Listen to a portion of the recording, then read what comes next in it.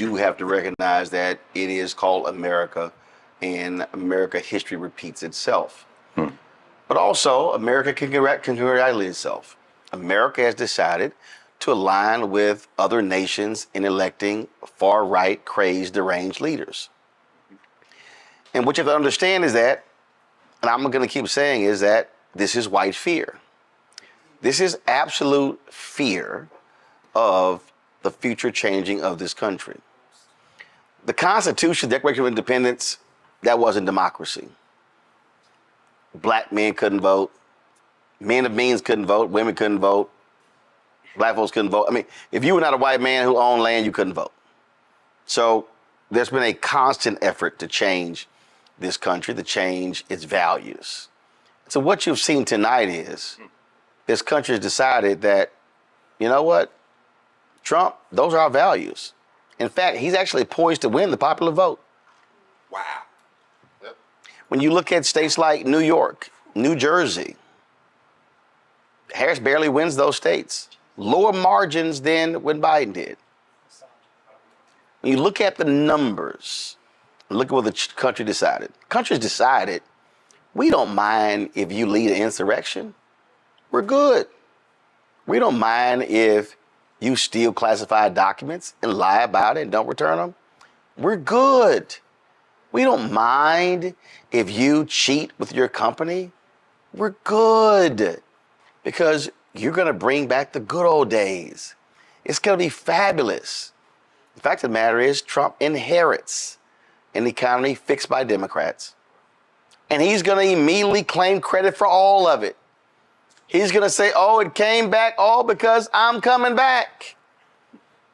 But do understand, you better pay attention when he lets Elon Musk run amok in the federal government. You better be scared to death when he literally lets Robert F. Kennedy be in control of science and health. Oh, you better bring back the mask and everything else, because it's about to be a lot more people who ain't vaccinated. And when polio comes back, and some of these other diseases that we conquered a long time ago come back, because you've got a crazed, deranged, anti-vaccine person in charge, well, there you go. Oh, please say hello to white nationalist Stephen Miller. Oh, he's back. Steve Bannon, oh, he's back. And do understand, all of the sane people you had before who served as guardrails, they won't be there. You truly are going to have a cabinet, an administration of zealots, of individuals who have no business holding on to power. And so America got what it wanted tonight, and America is going to get what it deserves. So let me say this right now to all of you white farmers in Michigan, in Wisconsin, in Indiana, in Iowa, when he drops his tariffs and all of y'all asses go broke, I don't want to hear shit. Because hashtag, we tried to tell you. And to all y'all people who blame the Biden-Harris administration for an awful economy, even though inflation today is at where it was in December 2019, where we had the longest period of unemployment at that low of a rate in 50 years. Stock market, S&P, savings, all that stuff.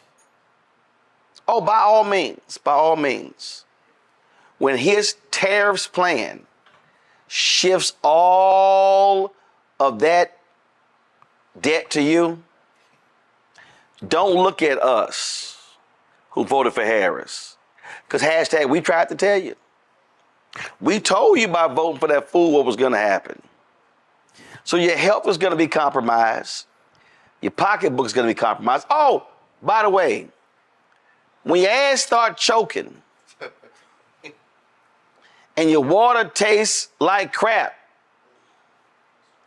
Don't come holler at us because he is going to decimate the EPA. Oh, by the way, when your raggedy ass state go ask a fool with the education, please don't come holler at us because of what he's about to do when it comes to the Department of Education. And again, all y'all white women who on birth control, How about that? don't come holler at us when this Supreme Court targets that too. Clarence Thomas already told you they coming for that too. And so for all of y'all who said, oh my God, the nation is on the wrong track, by all means, enjoy his inauguration. Dance in the aisle. Go dancing in the streets. But I'm going to tell you right now, ain't no way in hell you think we're going to be silent. There's no way in hell you think we going anywhere. You know, I interviewed Harry Belafonte, brother right there. I asked him about why is he still in America. He said, you know what? For all my love of the French Riviera, he said, I stayed here to make it better. And see, I know y'all really think this is yours. I know y'all really, really think that we should go to where we came from. Well, I'm gonna tell you where I came from. Riverside Hospital, Houston, Texas. 250 Defender Street in Clinton Park. And then 222 Pennsylvania Street in Clinton Park. So we're here and we gonna swing. And I'm telling you right now, y'all act a fool. It's gonna be the Montgomery Brawl. Yes, sir. Yep. Cause see, we gonna throw the cap in the air. That signal. And when it's time to swing, it's time to swing. Yes, sir. And so y'all can play it cute. Oh, by the way, all of you working class people, oh, I can't wait till the corporations start laying your asses off.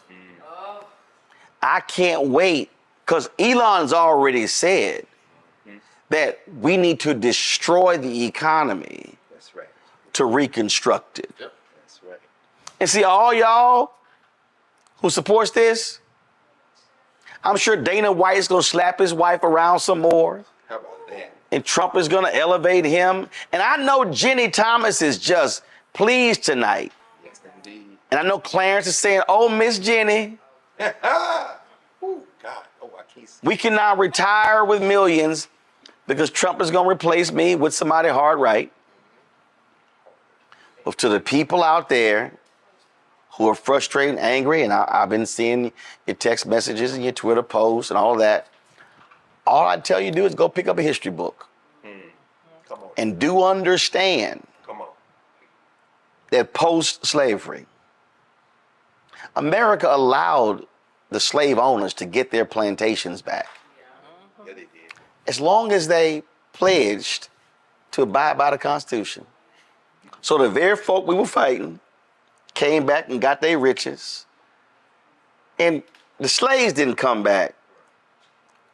But they did keep slavery in the Constitution and allowed the peanut system to go forward. See, that's why the California deal is so important, because they don't mind that prison labor in California. That's right. So y'all can enjoy your win, but I'm telling you right now, a lot of you who voted for Trump and you're rejoicing right now, there will be tears. And when the tears come shedding, you can't cry on our shoulders. And you can't come to say, I don't know how this happened. And all we gonna say is, we tried to tell you. Folks, Black Star Network is here. Hold no punches. I'm real revolutionary right now. Support this man, Black Media. He makes sure that our stories are told.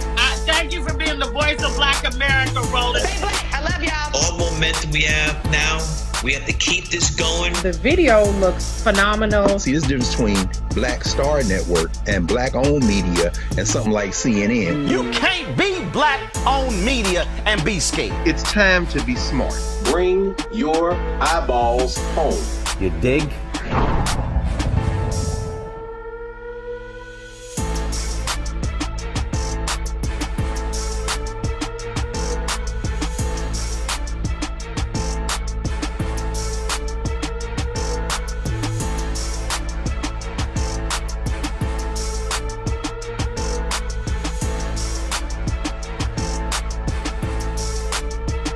Because I don't know if y'all saw this video of this crazy deranged fool who had the audacity to challenge the black church when it comes to this election.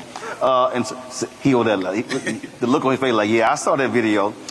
So y'all go ahead and roll Donnie Swaggart, who is the son of Jimmy. It's a whole lot I can say. Jimmy Swaggart, because we got to play this, and I got to get a comment. Go ahead, roll it. I'm Devon Franklin. Now I'm fixing to make some people mad right now. And I'm going to tell you right now, I'm going to be, for the statement I'm about to make, I'm going to be called a racist. And I will be called every name under the sun. But somebody needs to stand up and speak to the black church. When the largest African American Pentecostal denomination, when that leader stands up and said, I endorse that woman, he was saying, I endorse murder. I endorse homosexuality. I endorse lesbianism. I endorse transgenderism. I endorse every evil that hell could prosper or bring up to the right. That's wrong, folks.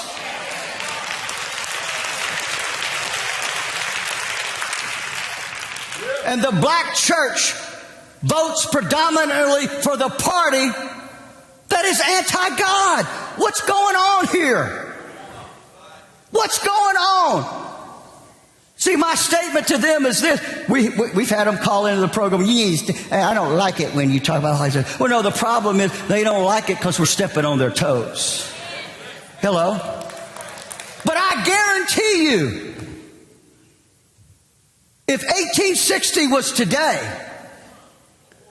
they wouldn't say a word about preachers preaching against slavery. They would trumpet it, and they should. So then, why will not the African American church stand up for righteousness and stand up for the Word of God? Come on, church. Come on. You can call me a racist. You can call me every name under the sun, but I am right. I come against you in the name of the Lord Jesus Christ. You don't vote for somebody just because mama voted them or daddy voted for them, but you vote according to the Word of God. Come out from among them and be ye separate, says the Lord. All right, I'm enough of hearing him. Go right ahead. Yeah, Fred, let me, I'm about to speak in tongues, so let me get what we're not going to have is white theology trying to articulate to a black church our morals, our culture, our history, and our faith. You are racist. It is about white nationalism. I'm a pastor, member of this board, own a newspaper, a radio station, and our black newspaper. Over 1,000 black pastors in the state of Florida have endorsed Kamala Harris to be the next president of the United States of America. Now, to get thousands of black pastors to sign off to say, I'm not afraid of Trumpism. I'm not afraid of what they may say about me. The black church was born in slavery. The black church understands the power of black theology and liberation theology, and he cannot lecture me. If you want to talk about demons and dragons, and what Trump represents is an antichrist, and they're against everything that we stood for. When you try to tell us that Project 2025 is from the Lord, I'm telling you it's straight from hell. Because in the state of Florida, Project 2025 is being implemented right in this state. Anti-black, anti-books, anti-right, anti-Mickey Mouse. I didn't mean to do that, my friend. So let me just say this. No, go right ahead. Go ahead. It's called Roland Unfiltered. The power of the black church. If we cannot rise in a time like this, we were never going to rise.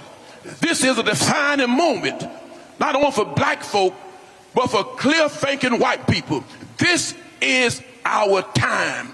And I'm not going to be an Uncle Tom preacher who received my resource from black folk and scared to settle for black folk. The devil is a liar. I salute my frat brother, and I greet my frat brother. I was trained as a church historian. I am revolted and disgusted by the son of a man who condemned other folk and then did the same thing himself. I will not be lectured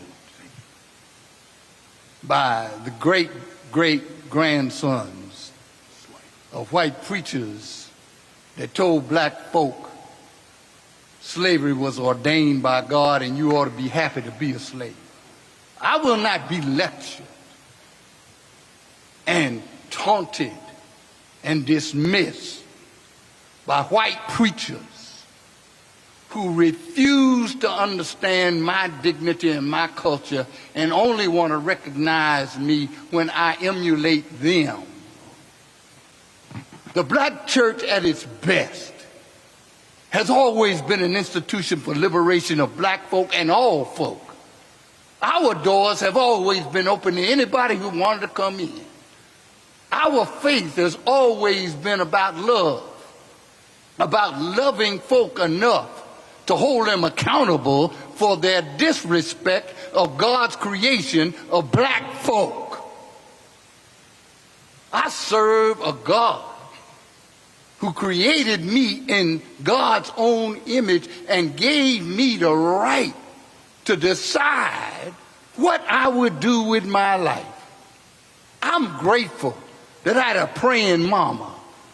I'm grateful I had a father who was light-skinned and decided he was going to continue to identify as a black man because his daddy was the only black person in the town he was raised up in upstate New York. I stand in a tradition of black folk who lifted black people up because they understood the God they served was concerned about who they were. I serve a nappy-headed, bronze-skinned Jesus. We're here in North Africa. Who died on a cross that I can have life more fully. And I will not allow somebody who denies the truth of the matter. He would rather have somebody with 34 felony convictions for an innumerable number of other court cases waiting on him, who has been sued over 4,000 times in his lifetime, who gets off a bus, talks about putting Tic Tacs in his mouth, and grabbing a woman in her private parts. That is what he wants as president? We may disagree about abortion. I've been in ministry for 63 years, Roland. I've never told anybody to have an abortion and never told anybody not to have one. I've explained to them the consequences of both and told them you need to pray, go to your God, ask your God what you ought to do, because you're the one that's going to be accountable for whatever you do. And if your God says it's all right, then you do that. Because they don't even understand it in Orthodox Judaism. The child is not a child until they're born, until they are birthed. There are other traditions that honor life in different ways. And you, with your male self, want to dictate to a woman what she can do with her own body?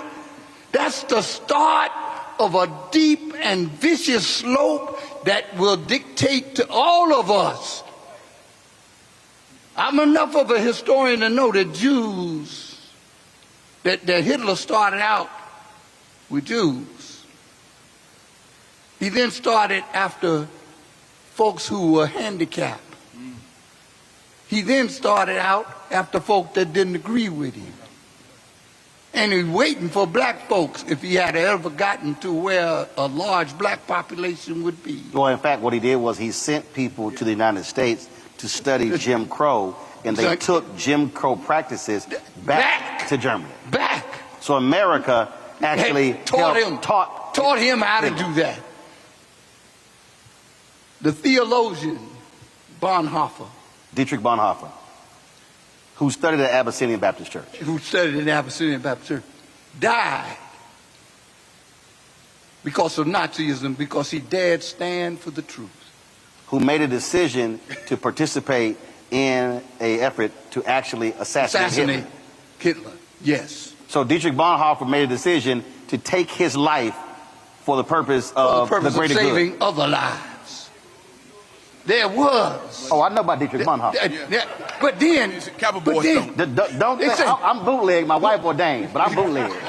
When they came, we can have a council right now. I mean, there's enough of us here to have a council if you need it. But when they came, the story is when they came to the Jews, I didn't say anything. When they came for crippled folk, I didn't say anything. When they came for folks that were his enemies, I didn't say anything. And when they came for me, there was nobody left to speak. You start out talking about gays and lesbians. I don't understand. And there may be some folks that might get offended by this. I don't know why I'm heterosexual. I've always loved women. I don't know why. I don't know whether that's because my mother and father raised me or that was the community I lived in. But in black communities, folk, there's always been gays. There's always been other folk. And in white communities too. And there have been. And in fact, there are gay folks who have served in Donald Trump's administration. And some, as a preacher, sometimes I have to be careful about listening to folk, because sometimes the most vicious preaching is against something that they got inside of their own selves. They're doing it themselves. But the point I want to make is this. I don't understand why I'm how I am, so I certainly don't understand what somebody else does, but I will say this. There is one passage of scripture that I love. It's in John. And it says, you will know my disciples by their love. I'm going to love folk until I understand more about everything. And I'll try to be a little briefer. But what's interesting to me is that he had that audacity, right, to say that. And I think beyond the black clergy, the black community needs to really take note that there are people now who feel so emboldened. Oh yeah. Until they feel like they can say absolutely anything. And I think we as black clergy, we deal with so many different things. Again, the issue of reproductive rights, and oftentimes we hear it being phrased in the terms of a woman having the right to do what she wants with her body. Well, as a pastor, I've sat not just with a woman, I've sat with a husband and wife. I've sat with a father and a daughter. who've had to make very tough decisions. Right. And as we counsel them, as we share with them, as we pray with them, as pastors, as was already said, that ultimate decision is left with that family. So the issue is not necessarily how you feel about the issue. The issue is whether or not government has a right to tell a family what to do with that situation.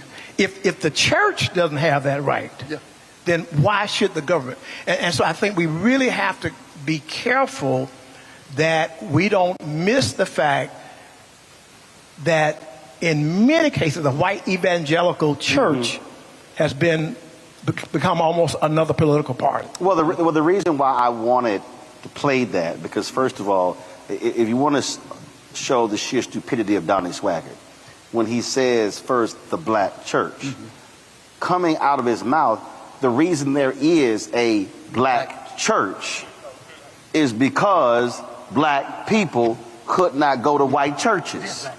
So he can't even understand the roots of Christianity in America by saying the reason there is a separate black church and white church is because of racism, is because of their views. The second thing is, it's interesting when I listened to him, and again, when I first heard it, the reason I had to laugh at the sheer stupidity, because he is condemning by saying, well, the black church is supporting death.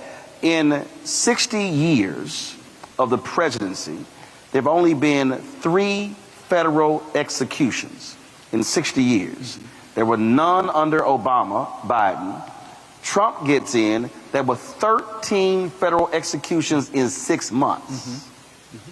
So when I listen to conservative white evangelicals also talk about the Catholic Church is adamantly opposed to abortion. But the Catholic Church is also adamantly opposed to the death penalty.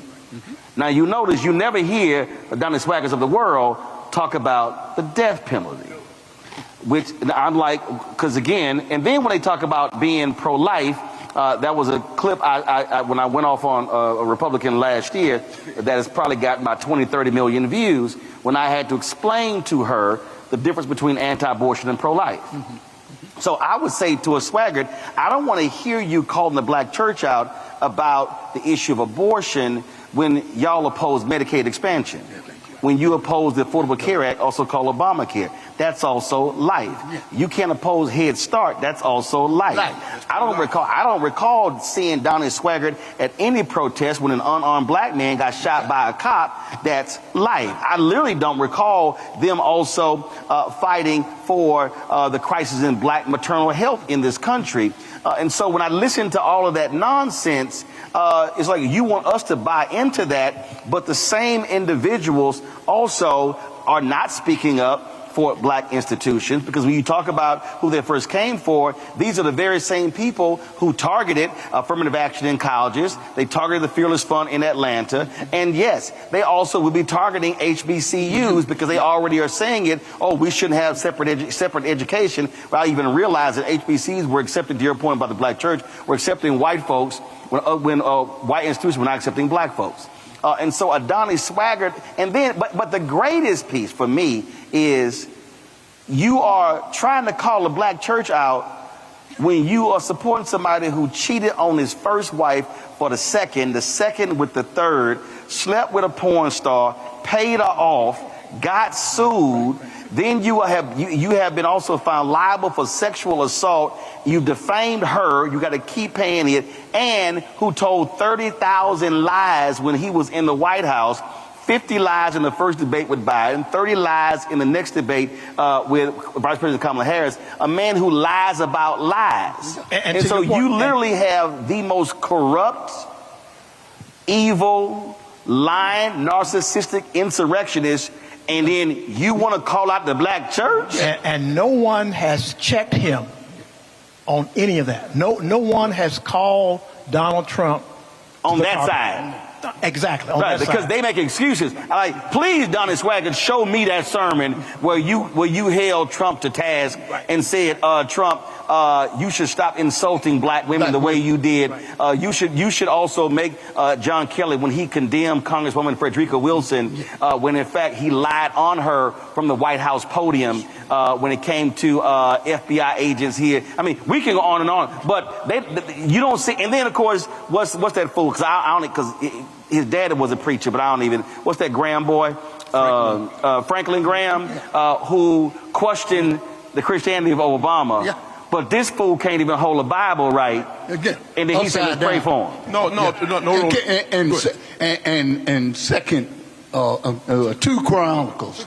2 Corinthians. Oh, I love the clip when he got asked about his favorite Bible verse. Oh, the Bible is just really personal to me. Yeah. And so then they said, well, first, Old Testament, New Testament. Oh, no, they're about the same. That boy, I mean, he don't even know what's first or second. But the primary thing that's wrong with many of the white churches and white evangelical conservatives, they have never recognized that America's first sin is slavery. And they never have recognized or admitted that white supremacy has undergirded everything that has happened in this country since it was founded. And they don't even understand that when you make the flag superior to the cross, you've already stepped away from Christianity. I also don't recall down this way, go to you here, down this way calling out the folk who were carrying Confederate flags with Trump flags in the Capitol. No. I think you got a guy who's running for president who get on the national platform and talk about honor Palmer private parts. And the so-called white church won't call them out. Won't say a word. Won't say a word. And you're going to call out the vice president and to say that she's incompetent. But I think it's on us. I think it's on black folk to wake up. I don't know where we get this Mark Robertson mentality in North Carolina, lieutenant governor, where Trump would say that he is. You gonna insult my frat brother? He better than Martin Luther King Jr. Mark Robinson. I mean, you can't make this stuff up. This is not in the 1900s. This is the 21st century, where folk are saying to us what they think about us. And I'm glad that you're visiting HBCUs.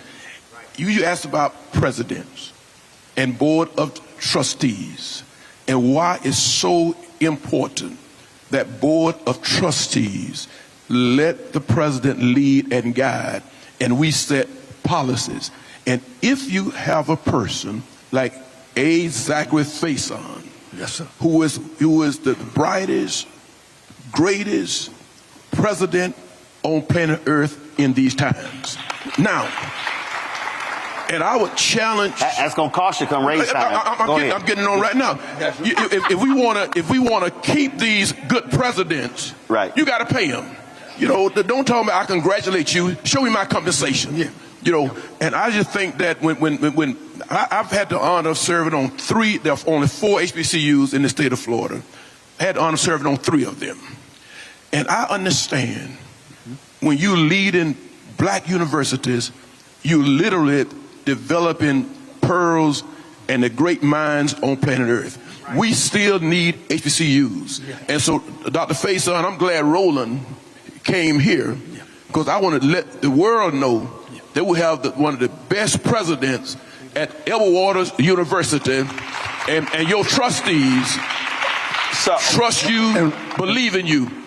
And let me just say this about, I know I'm getting in trouble, about this governor. I know I'm getting in trouble, and I told Ben Crump this, and he's a member of Bethel, where I pastor.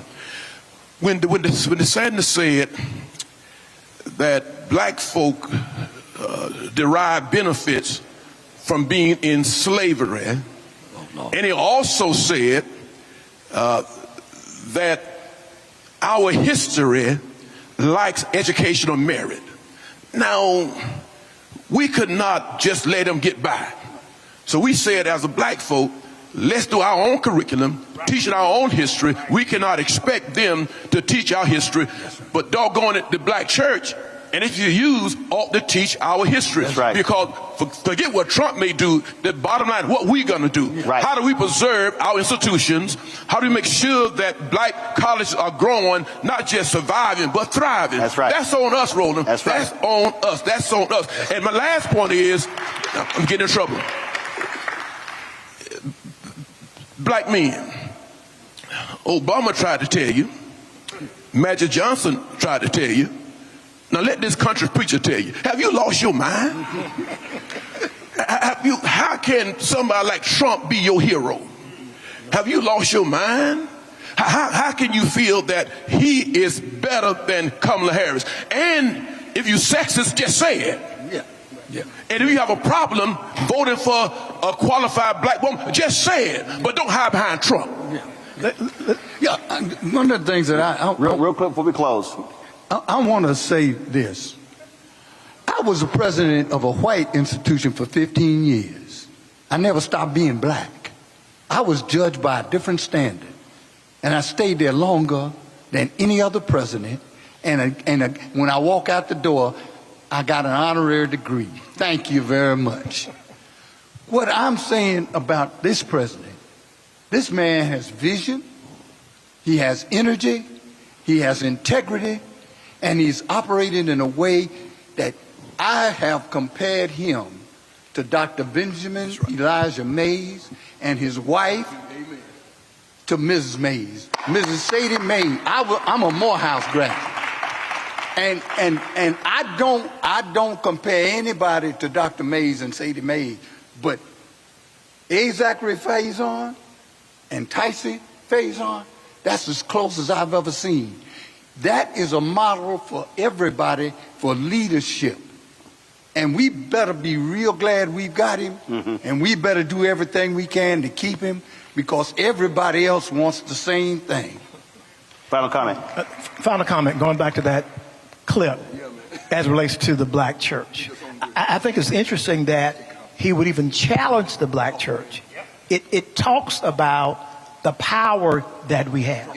If we had no power, he would not have addressed us. When it comes to COVID testing, when it came to all the issues that we have to deal with as a community, it always comes back to the black church. When it comes to employment, it comes back to the black church. And so I think our people have to understand that in times of crisis, it is the black church that people have always come to. And so we have to be careful that we don't let this soundbite, first of all, turn us off from voting.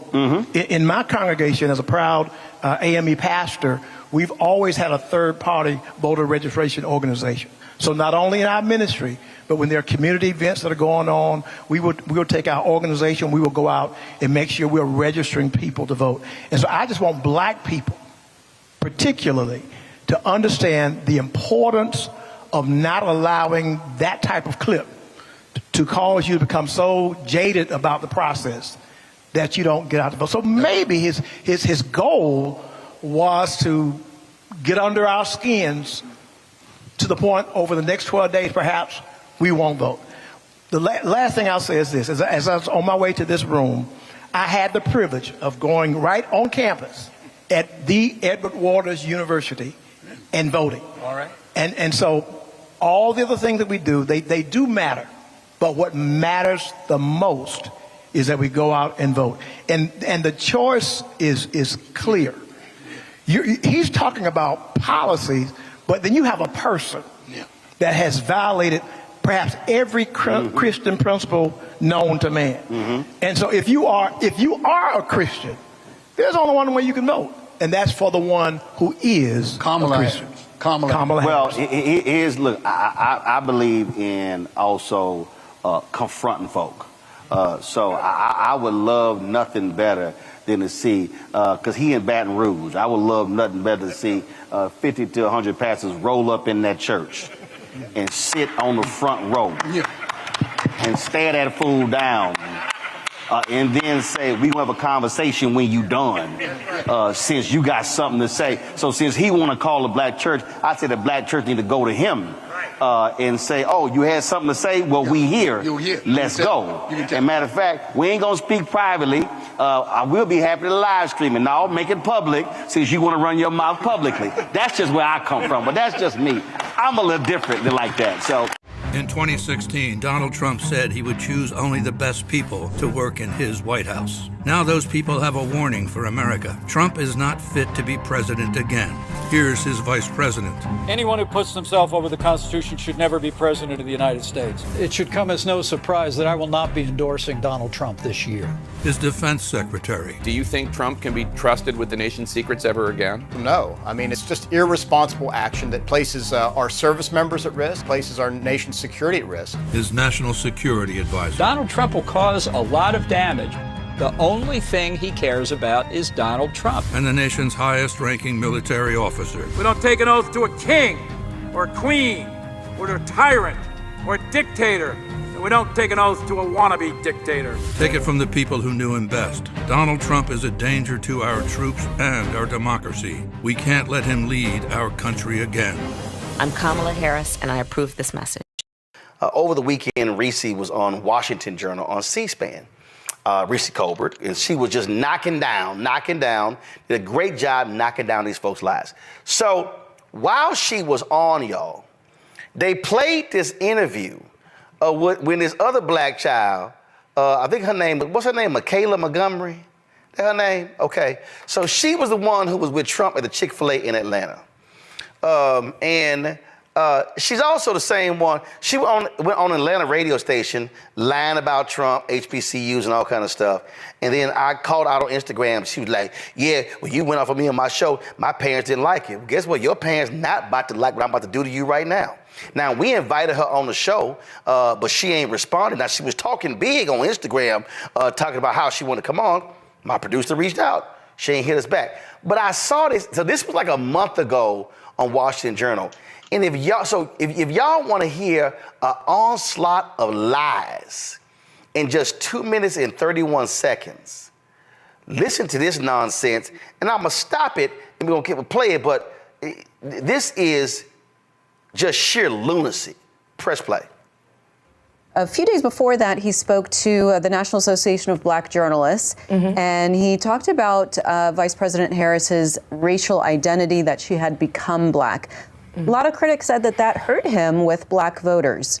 What was your reaction? I don't know why it would hurt him with black voters, because it seems like black voters are offended by everything except the conditions in which their reality is set. So while we might be offended that a rich white man is questioning the nationality of a quote unquote black woman, that black woman does not claim to be black outside of campaign season. So we saw her be black as she was vying to be VP. The hot sauce on the pork chops, the marching with the band, all of a sudden she's paying attention to her AKA sorority sisters. But then once sworn in office, you didn't see the acknowledgement of her sorority or her HBCU. She didn't wear pink, she didn't wear green, she didn't wear anything HU. She also did not acknowledge the black community. Oh, freeze right there.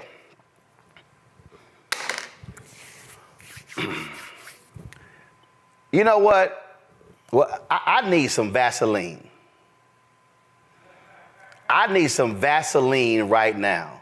This is the moment where you put some Vaseline and then you just put it on your, like when you get ready to run. Matter of fact, I could do battle right now without any Vaseline, because y'all just heard a straight up liar. Michaela Montgomery, you are I see why you support Donald Trump, because both of y'all are some lying ass people. Y'all just heard her say, when she became president, she didn't wear pink and green. She didn't do nothing. Is that so? Huh. Give me a second. Let me just go ahead and refute That massive lie. And see, the white woman on C-SPAN, and see, this is my problem when you have these folk on these shows. They are unprepared for the lies. Henry, go to my iPad. Vice President Harris speaks about gun safety, abortion at Orlando Alpha Kappa Alpha sorority event. Uh-oh, what is that date line right there? Oops, that's July 14th, 2022. That wasn't campaign season. Oh, okay. I'm not done. Let's see here. Now, she don't acknowledge she AKA. Really? Because I was there in Dallas when she spoke to the AKAs. By the way, Michaela, you clearly ain't Greek. What you don't understand is that, guess what? Greeks have their conventions every 2 years. Yeah. So they met in 2022, and then they met again in 2024. This right here is her wearing pink at the AK convention this year in 2024. So again, your lie doesn't stand. I ain't done. Let me go ahead and go here. Matter of fact, Henry, you can go to, let's see, Kamala Harris. And now go to the iPad. Tennessee State. Let's see here. Let me go ahead and go right here. Let's see here. Boom. Vice President Kamala Harris gives a commencement speech at Tennessee State. Okay, Michaela, why is that important? Because the black woman who was the president of Tennessee State at the time was Dr. Glenda Glover. Who was Dr. Glenda Glover when she gave this speech? She was an international president of Alpha Kappa Alpha Sorority Incorporated. So she was actually there with her sorority sister. But Michaela, I'm not done refuting your silly ass lies. Let's go ahead and go back. Let's see here. Let's see here. Okay. Let's see. Let's see here. VP Harris. Michaela, since you a liar like Trump, and Divine 9. Let's see what comes up. Let's go right here. We got all these stories right here, what the Divine 9 is doing, and how they lining up. If I click images, my goodness. Let's go to the LA Sentinel. Vice President Kamala Harris discussing voting right with her collegiate family, the Divine 9. Let's go to the story of this black newspaper. Oh my God. What is the date line on that story? It's October 7th, 2021. That means that Vice President Kamala Harris was in the White House for only 9 months. They came in January, and the meeting was in October, so 9-10 months. That's October 7th, 2021. My God, let's look at, my goodness. Here's a photo of Vice President Kamala Harris talking to Dr. Glenda Glover. Oh my God, who is Glenda Glover? She's the president of Tennessee State, and at the time in the picture was the president of Alpha Kappa Alpha. Ain't that interesting? Let's see here. Vice President Kamala Harris, she ain't sitting here, she don't rep her university. She don't rep. Really? Damn, hold on. Let's see here. Who played last year in the Celebration Bowl in Atlanta? Y'all remember? Who was in the game last year? Florida A&M and who? HU. If I recall correctly, matter of fact, I be damned. There's actual video of the vice president. There's actual video of the vice president at the game. In fact, She actually went into the booth and talked at the game. Go ahead and turn it up, y'all, because I want to make sure that ain't no impersonator. Proud graduate of Howard University. A very proud Bison. Yeah. Here to cheer on my team. Can I say our team when she's around? Can I say our team? Yes, we can. I don't know about all of that. Okay, so we saw you a couple of years ago at the Truth and Service Classic, and then again you supported the men's basketball team. Of course. You're here now, and so what do these type of events mean to you personally? Well, I mean, it's a lived experience. I, grew up through college, going to our games, and then go back for every year for many years to homecoming, and to be able to celebrate the team as an extension of celebrating the school and all HBCUs. I mean, it's very much a part of just a cultural appreciation and and really lifting up. We good? So, oh my goodness. So we sitting here, oh, she ain't doing this, she ain't doing, really? That's interesting. Matter of fact, I'm sitting here going through some photos right here in 2021, and I'm trying to see, because I did take some photos of her. This was a game on September 18, 2021, when Howard played Hampton. Guess who you know what, let me just go ahead. Because Michaela, your ass went on C-SPAN just straight up lying. And see, this is what happens when you lie. Okay, let's see. VP Harris and HU game Audi Field. I guess I remember that because I was actually at the game. I was actually there. We actually covered it. So she was there. That's September 2021. So how, Michaela, can your silly ass go on TV and say, she doesn't claim being an AKA, and she doesn't claim Howard University, when you are a flat out liar? And then you say, she only does this during election season. She did in 2021. She did in 2022. She did in 2023. She did in 2024. So how does she only do it during election season? So right there, we ain't even 30 seconds into the video and I already busted your ass on multiple lies. Press play. Community while in office. We saw bills signed for Asians. We saw bills passed for migrants, which primarily affect the Hispanic community. We saw bills passed for literally everyone but Black people. So for her, Here we go. Free right there. Here her lying ass go. She went to the, y'all, you know what? Matter of fact, Keenan didn't get it to me, but Michaela, I should award you a Trump University degree of BS and bullshit communications. Because you have actually earned it. Your BS and bullshit communications. Again, she repeated the Tyrese lie. Asians got a bill. No, they didn't. You clearly ain't read the damn law. I have. You have it. It applies to everybody. Everybody, the migrants got something. Black folks to get. This is the same woman who went on an Atlanta radio station touting Trump and HBCUs, which is a lie. $16 billion HBCUs have received under Biden-Harris.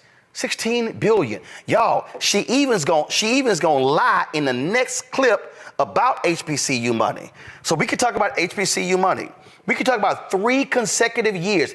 Under Biden-Harris, 45% of the Black businesses that went out of business during COVID under Trump were brought back. We could talk about 3 consecutive years of growth among Black businesses through the Small Business Administration. Girl, what the hell are you talking about? More lies. Press play. Last thing, after she took that oath of office, she went on record to say that she was the first South Asian vice president. At no point in time did she promote her Blackness. At no point in time did she acknowledge. Lord, did she really? My goodness. Mustafa Julian Joe. Have y'all ever heard Vice President Kamala Harris talk about her Blackness? Now this child trying to sit here and say, oh no, she ain't never touted her. Mustafa, you go ahead and go first. Well, evidently, she's never had any conversations with the vice president, which I have. She ain't even used Google. You ain't got to talk to the vice president. Damn, use Google.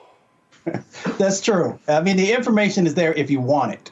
If you don't, then it helps to reinforce the false narrative and the misinformation and disinformation that you are intentionally sharing, not just with the country. This information is actually focused for the Black community because they understand that if they can get a smaller percentage of our folks to not, one, either vote for her or not to vote at all, then they achieve their goal. So it's just a part of a larger strategy. Just lying. Just lying. First, let me do this here. Y'all, hold on, Julie. I'm going to come to you next. Y'all, go ahead and play. Let's just hear more of the lies. Go ahead. Her blackness. At no point in time does she market herself as a Black woman. And that was when she was Attorney General. That's back when she was DA. That's all the way until she was Senator. And of course, as Vice President. So the fact that, again, she's using this Black card during the election season just so Black people will turn out to vote for her. And then she will, if she were to win, she would be in office and then fail those same Black people who did everything in their power to get her in. I think that's disgusting. I think that's unfair. And I think that's why I personally reached out to the Trump campaign and asked if I could speak, because I'm like, you guys might be offended when he says it, but what are you going to do when I say it? Because at the end of the day, I am a Black woman. I've lived a Black life, and therefore I pay attention to politics. So I was actually excited for her when she ran for president the first time. Just the fact that she was in the race, I was like, okay, HBCUs, do your thing. But she never acknowledged said HBCUs. In the first 100 days of the administration, they cut funding to HBCUs. Freeze right she there. Did nothing see, to support right, see, freeze. See right there. See, here's that other lie. And I busted the liars. First of all, Michaela, you don't actually read. So stop it. Well, let's just stop right there. You don't read. You don't read, you don't watch, you don't listen. You don't. And this whole day, I follow politics. No, you don't. Because it's evident in the lies that you all told. I done already busted your lies about AKAs. I have busted your lies about Howard University. I have busted your lies now about HBCU funding. The fact of the matter is they didn't cut funding. The initial bill that was proposed was a massive multi-trillion-dollar bill. Remember, during the campaign, Biden talked about providing $35 billion to Black and, he said, HBCU and Hispanic serving institutions. That money was put in the initial bill. Congress went from 10 trillion to 5 to 3.5, 3.5 to 2.5, 2.5 to 1.5. Then Senator Joe Manchin actually blocked the bill. So what did they do? They then found other ways to fund HBCUs. So what you just said right there, Michaela, it's a flat out lie. Matter of fact, since you want to go ahead, so hold up, before I show y'all, so here, Michaela, here's your degree right here. We did have it. Michaela, we're going to send this to you. This is your Trump University Bachelor of Science in Bullshit Communications degree. This right here is we have awarded you your Trump University degree because you clearly went to Trump University for your research because you just sit here and just laid out massive amounts of lies repeatedly on that show. Okay, so y'all, she sat here and gave us all these lies about they cut this and they cut that and they haven't helped HBCUs and they done really. Okay, Michaela, let me ask you this question: how much money, Michaela, did Donald Trump provide to HBCUs? I'll wait. Because here's what I know, because I've showed this many times on this show, Julian, and you know this. Boom, COVID relief to HBCUs. Right here. Where's this document from? This is an Excel spreadsheet that came from the Department of Education. Oh, let me go right here. Boom, I'm gonna go right down here. Michaela, what's that bottom number right down there? $6.567 billion. Michaela, tell me how much money did Donald Trump provide to HBCUs? I'll wait. See, again, y'all, she's lying. And see, what happened was Associated Press and Newsweek, they were like, oh, Biden cut HBCU funding, $35 billion. It was a lie. It was a flat out lie. We walked you through the whole deal on the show. They didn't cut funding, they increased funding. But guess what? Dr. Walter Kimbrough, 3-time HBCU president, Philander Smith, Dillard, and now Talladega, he's worked at 3 other HBCUs. He laid out in his own research how Donald Trump's budget submitted to Congress zeroed out funding for HBCUs. Oh, Michaela, that's your boy. That's the boy you went and met with at Chick-fil-A. So you like, oh, what they gonna do? They gonna question me? They gonna call and question my blackness? We gonna call and question your sanity, because all you have done is lie. So you have lied about AKs, you've lied about Howard, you lied about her not claiming her blackness, and now you lied about HBCU funding. That's 4 lies, and we ain't even finished playing the clip. And so Julianne, she can sit here, and again, you can just make it up, but it's irrefutable.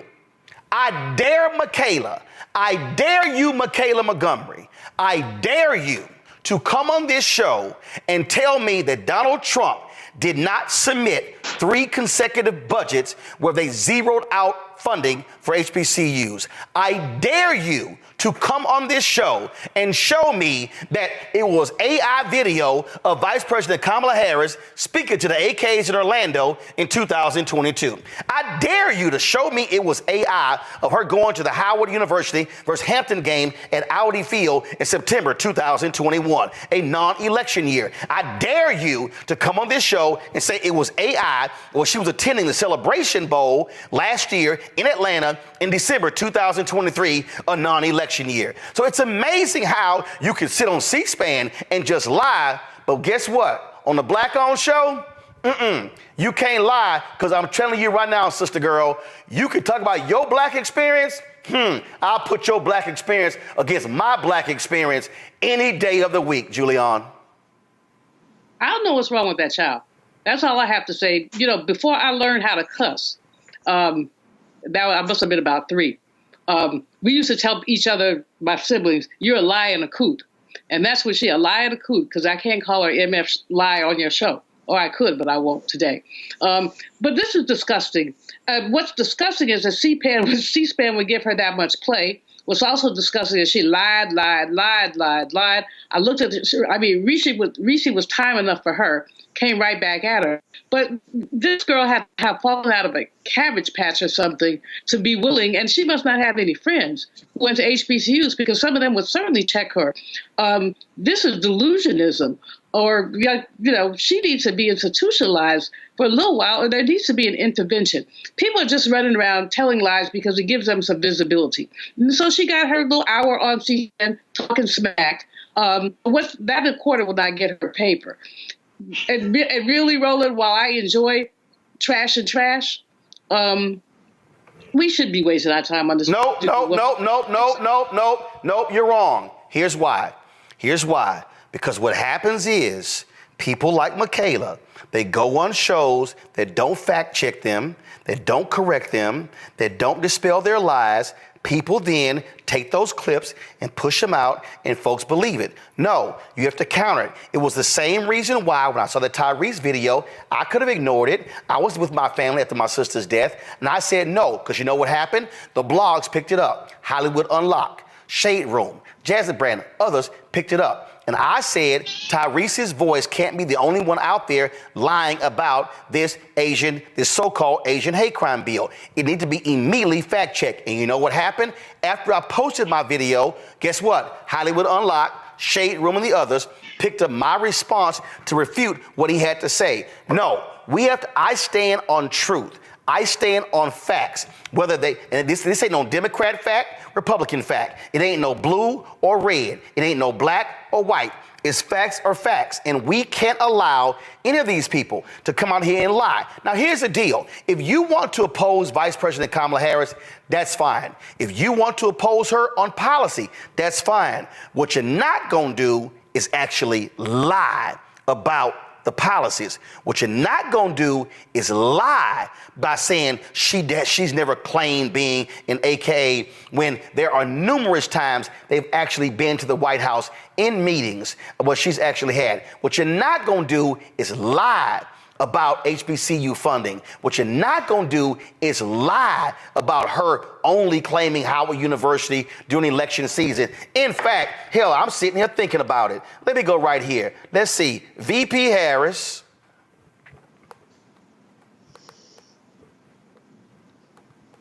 And Howard commencement. Let's see right here. Let's see right here. Oh, the 149th convocation. Who actually spoke at the 149th convocation?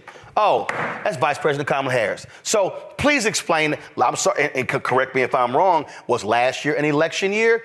No, it wasn't. No, it wasn't. And in fact, of course, President Joe Biden also spoke at the commencement. So what I find to be curious, again, Joe, are the folks who was, again, what Michaela will do is go on that show and lie, brazenly lie, that's easily fact-checked, and knowing full well that white anchor at C-SPAN was not going to fact-check her in real time because she didn't have the information. You know, it's a great thing, I guess, to some to be able to go on a show and say whatever you want to the national stage and not get fact-checked. First of all, Reese did a great job the other day as well. I really enjoy watching that, and she banged on him with a whole lot of class, but she certainly banged on him. But again, you know, you've got a situation where somebody just makes a decision to tell a bunch of stuff that doesn't matter and it's not true. Very little of it having to do with policy. You can, you know, make a claim related to HBCUs, and theoretically that's policy because we're talking about funding. But most of it didn't even have anything to do with how Kamala Harris could be as a vice president, as a president, or how she's been as vice president. And so it's interesting how media outlets really entertain this. It's amazing how, you know, this guy from Fox News, I guess it was, you know, is actually on a salary and getting paid to actually go to the White House press briefing and ask a question that means absolutely nothing. Dana Bash on CNN, bless her heart, it's the first time, Kamala Harris is doing an interview, and she asks about, the idea that Donald Trump, says that at certain point she became black. That has nothing to do with anything. Aside from being ridiculous, it's not talking about the matter at hand. It was wasted time, and I am glad that the vice president treated that the way that she did. I am glad the White House press secretary treated it the way she did, but to your point, she could have done it even faster. But there are those of us that can spend time and take a lunch banging on these guys talking about, no, you said this was the case, and it's not. It's an absolute lie. And so to battle, we got to battle at all levels, you know what I mean? And so I agree with that. You're not going to be the one to hold back anyway. And so that's all good, but it's crazy. Listen, Kamala Harris is proud of her heritage, all parts of her heritage. She shouldn't have to go out of her way to make one person feel more comfortable about this, that, and the other. She is who she is. She always has been. She's a doggone good prosecutor. She was a good DA, great senator, great vice president, and she'll be a great president. And that's that. And meanwhile, back at the ranch, for those that want to be used to tell lies, to tell things that aren't true, the Rolands of the world and the rest of us will, be a force that will come back at you related to it, because I think truth is an important thing. But, she wasted some time. But, those of us that want to help her down the road, looking not just to the corner, but around it, we'll go ahead and correct her so that if she wants to be corrected, maybe she can get it right next time. Let me be clear. Again, if you want to be a Donald Trump supporter, go right ahead. If you want to articulate, and I know some black people who are conservative, who are Republican, who say that here's the reason why they're voting for Trump. I think they're wrong. I think they're supporting a narcissistic, lying, insurrectionist, sexually assaulting asshole, but that's their right. But what will never be tolerated, Michaela Montgomery, is you going on a show and blatantly lying about Vice President Kamala Harris. And matter of fact, it ain't got to be about her. If you lying about somebody else. So here's my advice. Don't lie. Because see, when you get exposed as a liar, it's easy to refute everything you just said. It's simple. And you can't, and also, you just can't, let me throw up my blackness. Okay, you black. Okay, your black experience. Clarence Thomas black. And we know he's an enemy of black people based upon his own damn rulings. And so I'm going to end this segment again. Michaela Montgomery, on this day, September 3rd, 2024, we acknowledge and present you with your degree from Trump University, be it known, upon this day, by virtue of evolving into a deranged Black MAGA grifter with no shame or adherence to facts, who blindly supports Donald Trump, a twice impeached, 34-time convicted felon, election denier, serial liar, chaos agent, and wannabe dictator, has completed a dubious course of study with all honors and privileges pertaining thereto. Michaela Montgomery is hereby awarded the degree of Bachelor of Science in Bullshit Communications for demonstrating outstanding proficiency in the art of spinning fiction as truth, manipulating facts, and creating false narratives that defy logic and reality. Please let us know what address to send you your degree. When you talk about blackness and what happens in black culture, we're about covering these things that matter to us, speaking to our issues and concerns. This is a genuine people-powered movement. There's a lot of stuff that we're not getting. You get it, and you spread the word. We wish to plead our own cause. Too long have others spoken for us. We cannot tell our own story if we can't pay for it. This is about covering us. Invest in Black-owned media. Your dollars matter. We don't have to keep asking them to cover our stuff. So please support us in what we do, folks.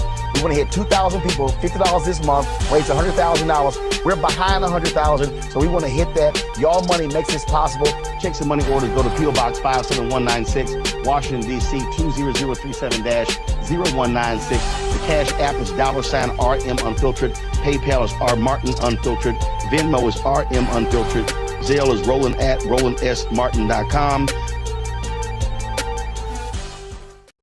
Hello, Georgia. Hello, hello, hello. I got to tell you, I've been a resident here for a little more than 30 years, so I know a few things about Georgia. What I want to share with you today is that this is where I found the American dream for myself. And lately I found myself having my feet in two different worlds. One where I'm talking to very wealthy people at their table, and then I come to work and I'm talking to people who work for me about everyday problems and everyday issues. So it puts me in a very, very peculiar spot to be able to talk to you. And I'm grateful for that, having my feet in both those worlds, because I still remember what it was like to stand at the Winn-Dixie on Beaufort Highway and have $20 and try to figure out, how do I make this meal work for the week? I know what it's like to have my landlord knocking at the door and I'm in the bed hiding because I don't want him to knock on the door because I know he has an eviction notice. I know what it's like to be homeless here in Georgia. I know what it's like to have to scrape up enough money to get to stay at a pay-by-the-week hotel off of Beaufort Highway. I know what it's like. I know what it's like to sleep in my car wrapped in my grandmother's quilt because I had no place to go. I know what it's like to come from work and walk outside and realize that my car has been repossessed. So make no mistake, I know and I remember how hard it is, and I remember the struggle, and I also know, hear me, how expensive it is to be poor.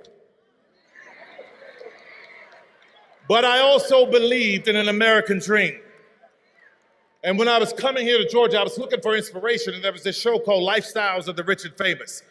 And there was a man on there that I really admired, I looked up to. He had a helicopter and his name was on hotels all over the place. He was, hold on just a second, let me get through this so you hear what I'm saying. Young black men admired him because his name was in rap lyrics. So when I first started making a little money, the first thing I did was checked into the Trump Hotel because I wanted to feel that specialness. But then I started to do my research. Research is important. Truth is important. Facts are important. I found out about a discrimination lawsuit against he and his father because they didn't want people like me in their building. I found out about him taking a full-page ad out on young black men in the New York Times. I found out about the birther lie. We all heard it, saying that Barack Obama was not born in this country. There are undertones there and there are echoes there that we all had to pay attention to. So I watched him when he won the presidency. I watched him say that there were good people on both sides when neo-Nazis were screaming, "Jews will not replace us." I watched him from the Central Park 5 to Project 2025. And what I realized is that in this Donald Trump America, there is no dream that looks like me. We want a president who believes that this American dream is for everyone. And that president is Kamala Harris.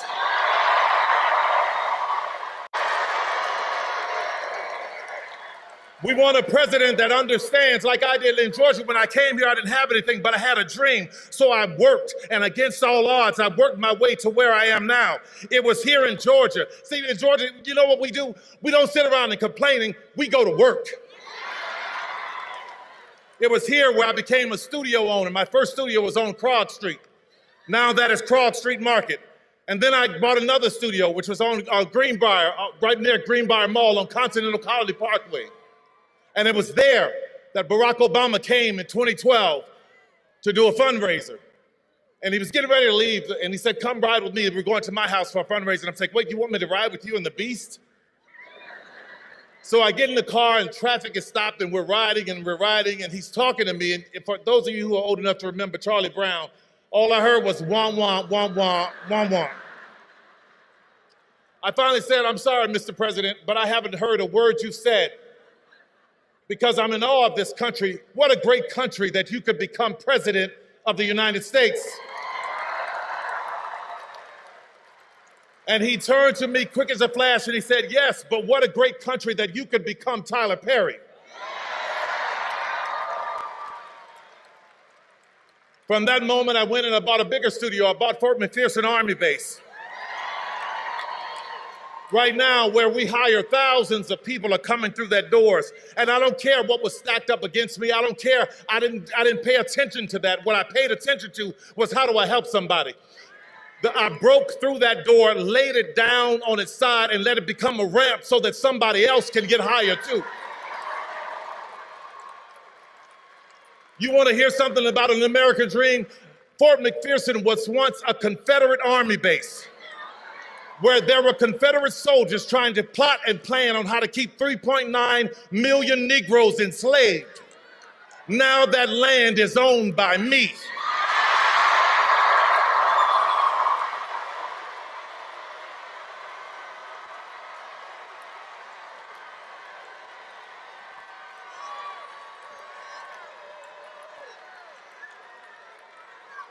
Let's talk about an American dream. It's seniors working so hard and working hard and seniors working hard. And what I realized when I bought it, that seniors around, their taxes were going through the roof. So what I did was, I was like, no, you're not gonna come here and take these seniors' houses. I paid everybody's taxes off for years so that they can keep their houses. When an 85-year-old woman in Coweta County lost her house to a fire and wanted a place for all her grandkids, I rebuilt that house for her. Most recently, I saw in the AJC a story where there was a woman who hired this contractor and he gutted her house and left her there with nothing. She was living in a house with no plumbing and no walls for years. I rebuilt that house for her. Why am I telling you this? I'm not telling you this to be bragging. What I'm telling you about it is, what I want you to understand is I have compassion for our seniors. So when a candidate says that we have lowered the cost of insulin to $35 for seniors, that candidate has my vote. I put many kids through college, and recently there was a woman who was murdered by her husband, and she had 3 kids that were of college age. I put all those kids through college. So when I hear a candidate say, we are going to do what we can to reduce student loan debt, that is a candidate that I can stand with. I stand with a candidate who has an American dream for everyone. She stands with us. And she has an American dream for our children. And let me tell you something about the children. I don't know if you remember, but her DNC speech was great, right? But there's a moment that you may have missed. When the cameras were rolling and she was walking around and the balloons are falling and confetti's falling, I'm watching her smile and wave. Her family comes out, but there are two little girls on the stage. And I see her constantly making sure they're okay, not getting too close to the edge. That's what you want. See, the little things will tell you about the heart of a person.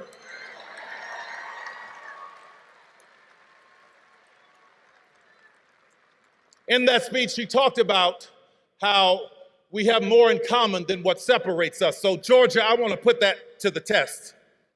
I didn't have a father who gave me millions of dollars to start a business. Did you? No. Didn't think so.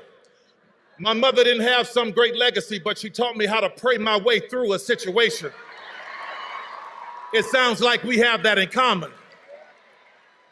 I'm the kind of American that believes in a secure border, but at the same time believes that if anyone is coming seeking legal asylum, our arms should be open to them. I'm the kind of American that believes that if you are running for office, you shouldn't sink and tank a bipartisan bill to help the border so that you could use it for your own glory. If you are like me, I worked my ass off to buy my first house and build my business and take care of my family. That is the American dream. I believe if you work that hard and you put into Social Security, when you get to a certain age, that you put in should be there waiting for you because it's yours. I believe that we all should have affordable health care and it not be replaced with the concept of a plan. What the hell?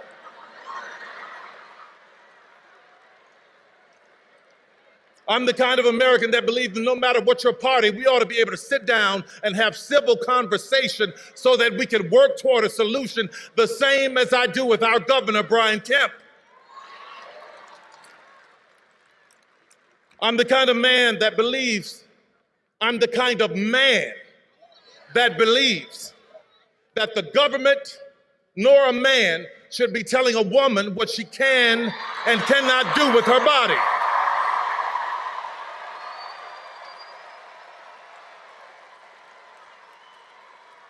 I'm the kind of American who believes that poll workers should do their civic duty without being harassed and threatened like Ruby Freeman and Shay Moss in Fulton County. And I am not the kind of American that glories in, enjoys, laughs at, or celebrates an 80-year-old man being hit with a hammer because his wife is in politics and you don't agree with her. And two things can be true at once. I am not the kind of man that glory in, celebrates, enjoy, or laughs at a 78-year-old former president almost meeting his death at an assassin's bullet in Butler's, Pennsylvania. It's not right. It's about decency, America, and I think you agree with me. But I am the kind of American that believes if you lose an election, that you honor the constitutional, peaceful transfer of power. And judging by your reaction, I believe Kamala is right. We have more in common than what separates us. As I'm closing here, I just want to talk about that quilt that I used to wrap up in my grandmother's car, that quilt that my grandmother gave me. That quilt was a tapestry of beautiful pieces, but I completely ignored it. I didn't think it was worth anything because she had made it from all of these stitches and gave it to me as a gift. And I was walking past this antique store years later and I saw one in the window and I go, wow, that's a beautiful quilt. It reminds me of my grandmother. So I walk in, I talk to the lady. She started explaining to me that each patch in that quilt was worth this and meant this because of the woman who made it. So when I think about America, I think about my grandmother's quilt. We are all shapes, sizes, and colors, but we are one.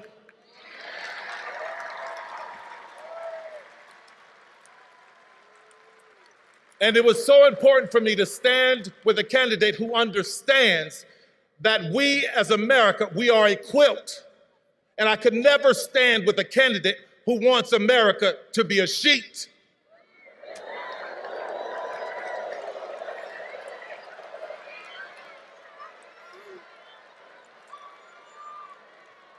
So today, I voted for Kamala Harris.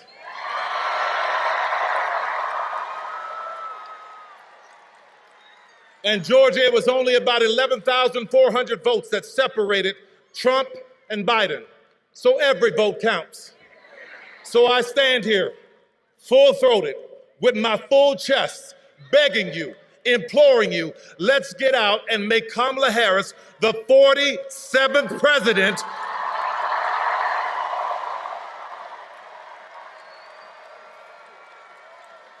of the United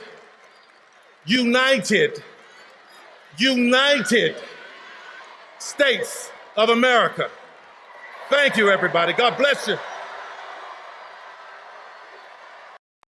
Whoa, Nelly! Keith Jackson used to always use that phrase when he was calling college football, and that's probably what he would have said last night if he was calling the House Oversight Committee game last night between the donkeys and the elephants.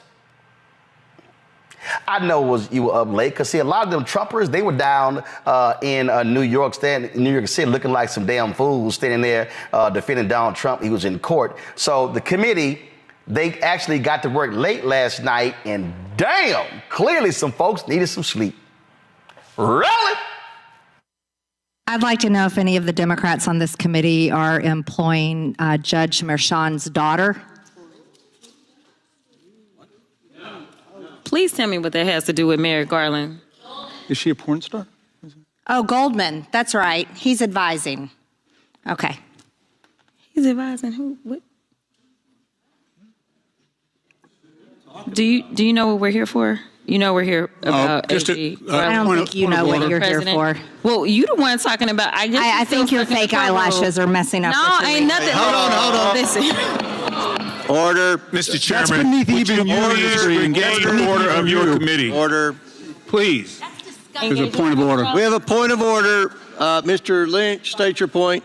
Mr. Chairman, I would just like to ask the parliamentarian if your conduct here in raising money in connection with this hearing is referable to the Ethics Committee within this hearing. Is a motion in order to refer your conduct and your abuse of It's not a point of order. Mr. I do have a point of order, and I would like to move to take down Ms. Green's words. That is absolutely unacceptable. How dare you attack the physical appearance of another person? Are your feelings hurt? Her words down. Aww. Oh, girl, baby girl. Oh, really? Don't even play. Baby girl? I don't think we are going to move, and we're going to take your words down. I second that motion. So who will have to pay us? Okay. All right. We're suspending. Absolutely not.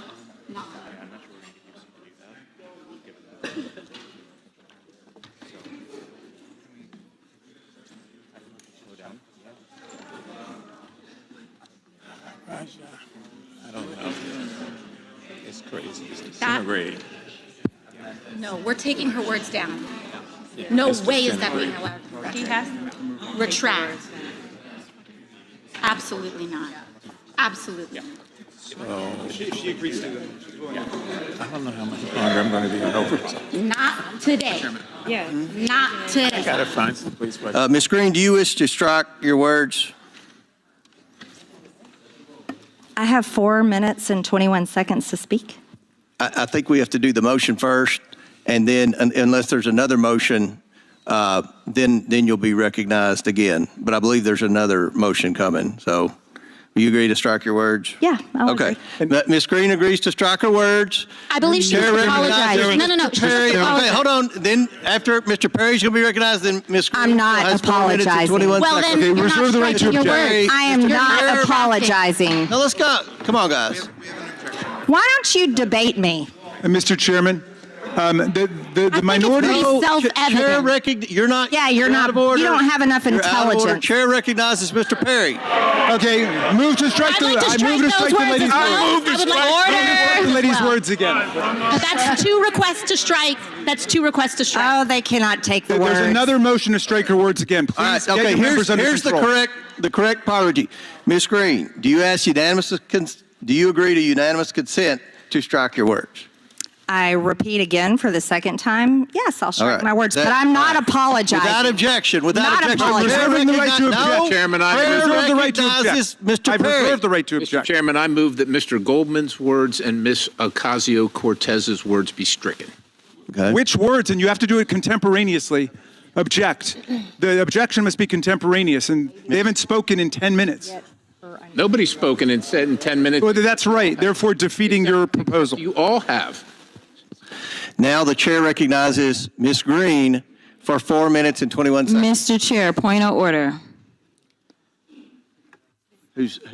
It's me. Ms. Crockett. I'm just curious, just to better understand your ruling. If someone on this committee then starts talking about somebody's bleach blonde, bad built butch body, that would not be engaging in personalities, correct? What now? Chairman, I make a motion to strike those words. I don't think that's a I'm parliament. trying to find clarification on what quality. Chairman, motion to strike those I had no idea words. what you just said. We're not gonna do this. Look, you guys earlier literally just said You just voted to do Y'all did it it. first, so you just voted to do it. Order. I'm trying to get clarification. Look at calm down. Calm down. No, because this I is would what like to y'all get do. through proceedings. So I'm trying to get Ms. clarification. Crockett, you're not Y'all wanna recognized. play Ms. games, Crockett. I can't hear you with your and yelling. You don't want calm me to down. Be, Can you please calm don't down? tell me to calm down. Calm down. Because y'all talk Please calm noise, down. and then You're can't out of take control. Because if I Look, Chairman, come can we and send her talk outside to shit take a about break her, for 5 y'all minutes? gonna have a problem. Mr. Order. Chairman. All right, chair. I don't know why you're Order. acting Chair like now that. recognizes Not cute. Ms. Green for 4 minutes and 21 seconds. 4 minutes. Let Ms. Green talk, and then you all can. I'll recognize. But I move to strike her words for a second time based on her second set of personal remarks attacking another member. Who? Chairman Comer. Because you all cannot I have an seem amendment at to the desk, apply and this the sideshow rules of the needs to committee. stop. We have to do this every time. Okay, I'm recognized. I'm recognized. I'm going to go ahead and start talking. Look, I know. Look, I don't know if you noticed it. I have 2 hearing aids. I'm very deaf. I'm not understanding. Everybody's yelling. I'm doing the best I can. Can we not recognize Ms. Green and let her We get? cannot because of the rules of the committee, Mr. Chair. That is what I'm trying to communicate in the present moment. We have a okay, what's the motion? The motion is to strike the gentlelady's words for the second set of remarks, not the first, the second. She that has no applied to idea. me. She has no idea. Anna moves first. I think, Mr. Chairman, I'm the only one recognized right now. We objected at the time. Will the member state the word she wishes Yes. struck? She told me, or she asserted that I was not intelligent. These are the specific words. We can have it read by the clerk. It was made immediately. And it was made immediately. I am not moving now. I don't think it was I am not timely. moving It was made immediately, both by the gentlelady and by me. Mr. Chair, look. it was made immediately. It was made and immediately, you said both by that the you would gentlelady and by return me. to us. Guys, She said, you don't have the intelligence to talk to me, is what she said. the chair recognizes Ms. Green for 4 minutes and 21 seconds. Mr. Chair, what is happening with the ruling? I object to the ruling now. We must object. I mean, if you want to take it up.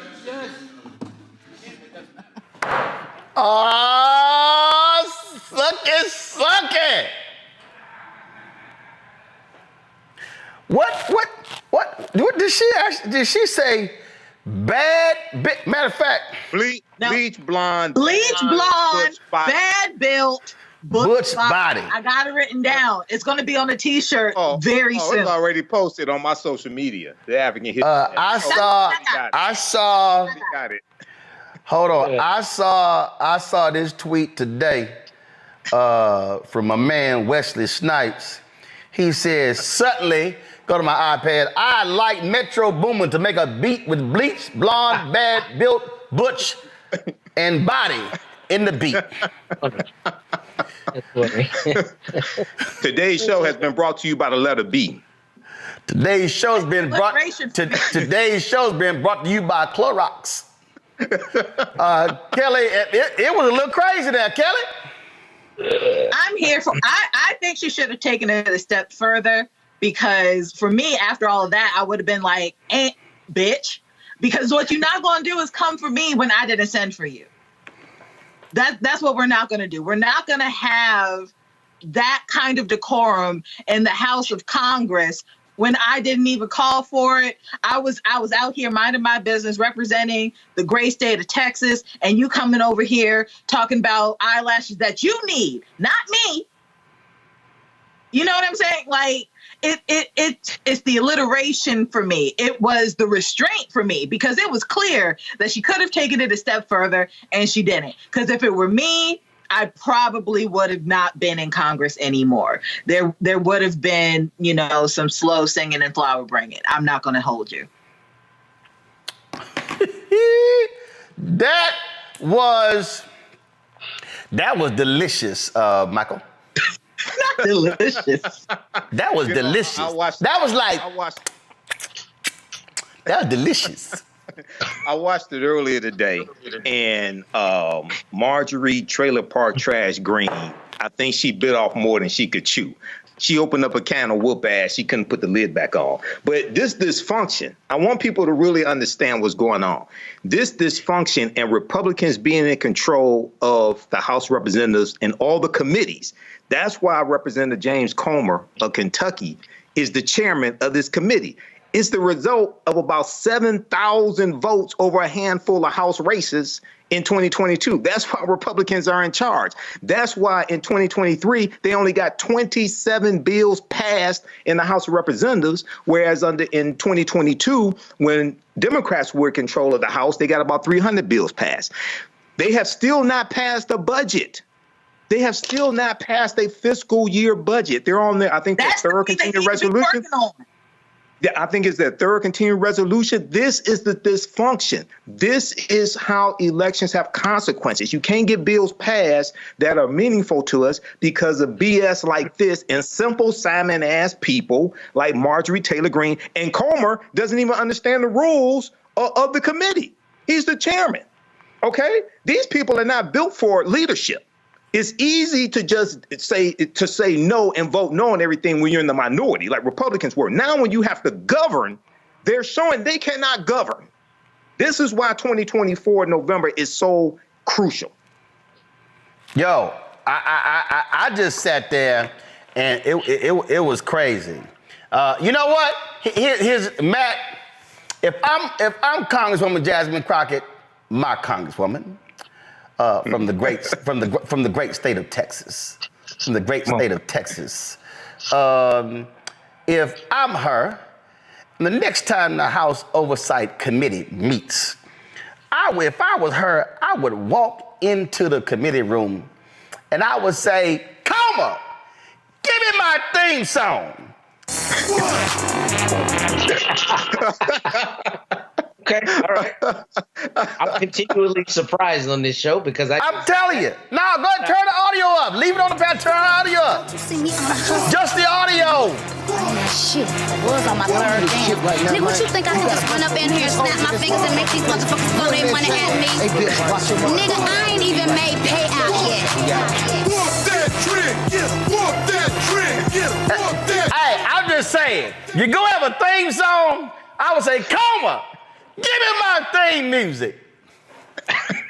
Well, I love that you're King Petty and you leaning in because that gave me a good laugh. But I want to say, when I watch this show, I often look at the comments from our brothers and sisters on YouTube. And somebody named Riz B said exactly what I was thinking. They said, look at this shit. These are lawmakers. And Michael kind of alluded to it. But when I watched this, it was funny. I love Jasmine Crockett. I think she's brilliant. I think she is outspoken. And I think that she is important, right? Because not only is she outspoken and she's brilliant, but she doesn't always say things the way they want to hear it, but she never sacrifices the truth. And I appreciate that. But as a citizen, this kind of thing infuriates me. They can't even figure out how to keep the government open half the time. They can't pass bills. And this dog and pony show that they engage in, really, to me, I mean, not Jasmine Crockett, because it was obviously reactionary to what Marjorie Taylor Greene said. But Marjorie Taylor Greene in particular, it's so much now about the pageantry that it's not about leading. And even if I were in her district, it would infuriate me because I would feel like you're more about sound bites than you are making sure that the port comes to our district to make sure we have what we need. And while this is funny, it is also, it portends really a horrible trend that we're seeing in our politicians. And I want to kind of speak on this because I'm sure you did this on the show yesterday. I didn't get to watch it. But Greg Abbott pardoning Sergeant Daniel Perry is like one of the most gross tyrannical decisions I've seen in a very long time. And it is purely ideological. And the point with that is this. What you're seeing politicians these days do is just play for sound bites and clicks. And that's what this is about. I mean, we're talking about in the House chamber. But what's really insidious about this is that you see what very often happens to black people and to black women when a white person particularly says something offensive, throws a rock, hides their hands, and then the goalpost moves, and now they're the ones upholding the rules of decorum, right? And, oh, you can't say that, and this, we got to do it the right way. I mean, that is horseshit. The idea that you would call somebody out about their physical appearance when it's not in any way germane to what's going on, and then try to act like you get to control how she responds to that is offensive. And that's something that people deal with all the time, of all walks of life. But it's especially ridiculous to see it in people whom we pay to make the decisions that control our lives and who are continuously less able to do that because they're playing political games. So this is a problem because we shouldn't be dealing with this. You should be figuring out how to make our healthcare cheaper, and you should be figuring out how to keep the government open. But instead, you're engaging in this kind of chicanery. There were some other moments during the hearing, and this is courtesy of Congressman Jared Moskowitz. Chair recognizes Mr. Moskowitz. All right, thank you, Mr. Chairman. All right, so welcome to Oversight After Dark. If you love James Comer at 11 o'clock in the morning, you're really going to love him at 8:30 p.m. So, members, the hearing was moved today. We don't have to ask the question. The hearing was moved today so that members could go to New York and attend the Trump hearing. But how's he doing? He's complained that he's chilly in the courtroom. Is it chilly?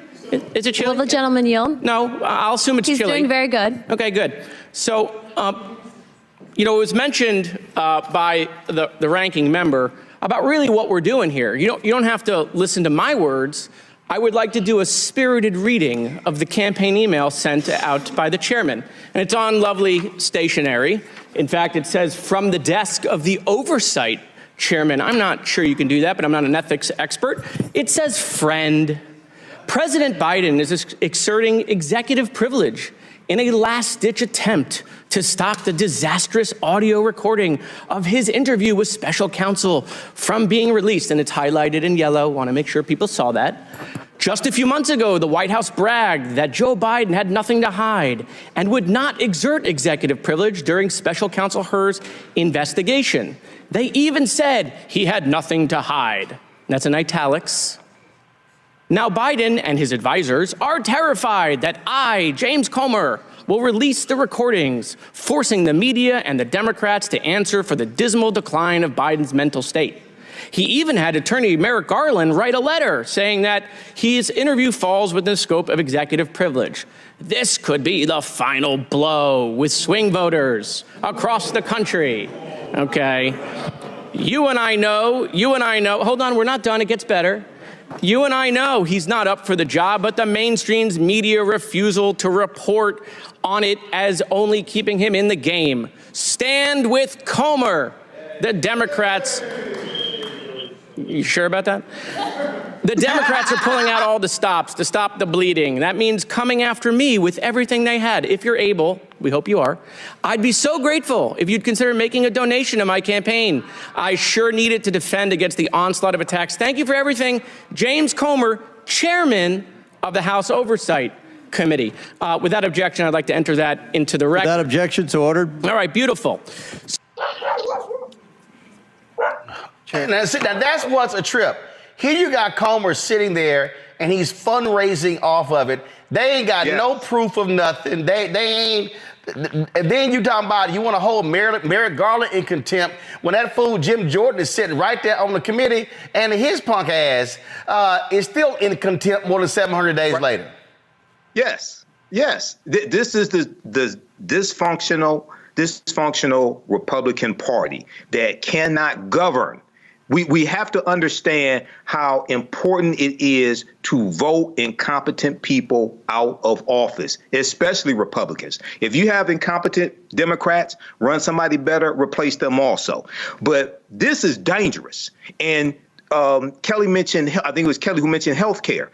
Donald Trump is saying he will repeal the Affordable Health Care Act if he's reelected. Now, 41 million people have signed up for the Affordable Health Care Act. It's more commonly called Obamacare. It's more popular than ever, okay? And if you want to know the damage that Donald Trump can do, even if he doesn't repeal it, if you go back to 2016 when he was president, in his administration, he cut the amount of funding for marketing the Affordable Health Care Act. Okay, making people aware that they could register for it. They cut the funding by 90%. The amount of time that you had to apply for the Affordable Health Care Act, they cut that amount of time in half. This is just the damage that he can do without legislation going through Congress. All right. And they have been consistently talking about repealing and replacing the Affordable Health Care Act, but they have nothing that they can replace it with that they agree with. OK, this is dangerous. So we have to understand what's at stake in 2024. This is more about this is not about Biden versus Trump. This is about all these other policies and the trajectory of this country and the future. And one of the most important things, U.S. Supreme Court and the federal bench, lifetime appointments.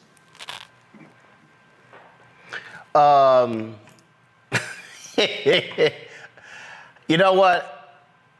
I think I still feel a little extra petty. Of course you do. I do. Of course you do. I do. And so somebody posted this on social media, this graphic here. Come on, pull the graphic up. Come on, pull the graphic up. The graphic. Pull the graphic up. Thank you very much. This probably will be the album cover. My digital girls created an AI song that I think y'all gonna love. Just go ahead and bring the panel back, bring all four of us back, and go ahead and play us the name of this song. Kelly, what is it? Bad Built, what is it? Bleach Blonde. Bleach Blonde. No, hold on. No, y'all ain't doing it right.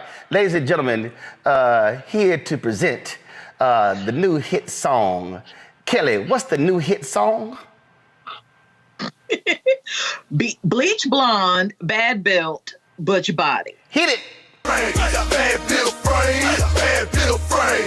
Bleach Blonde Butch, better shut your trap, ain't got no game. Bleach Blonde Butch, bad built shame, bad built shame. Whole lot of frontin', whole lot of frontin', all in my lane. Bleach Blonde Butch, Bleach Blonde Butch, Bleach Blonde Butch, bad built frame, bad built frame. Bleach Blonde Butch, Bleach Blonde Butch, better shut your trap, ain't got no game. Bleach Blonde Butch, Bleach Blonde Butch. You all right, Kelly? Yeah. And you said that was AI? Yes. Hit it one more time. Run it back. Bad built frame, bad built frame. Bleach Blonde Butch, better shut your trap, ain't got no game. Bleach Blonde Butch, bad built shame, bad built shame. Whole lot of frontin', whole lot of frontin', all in my lane. Bleach Blonde Butch, Bleach Blonde Butch, Bleach Blonde Butch, bad built frame, bad built frame. Bleach Blonde Butch, Bleach Blonde Butch, better shut your trap, ain't got no game. Bleach Blonde Butch, Bleach Blonde Butch. Oh, that was from Marjorie Taylor Greene right there, Matt. Is that a cane? Oh, yeah. One of my followers sent me this about 3 years ago. They sent me a go wide. They sent me a Roland Martin unfiltered. So you see right here is Roland Martin right. No, go to the three, number 3.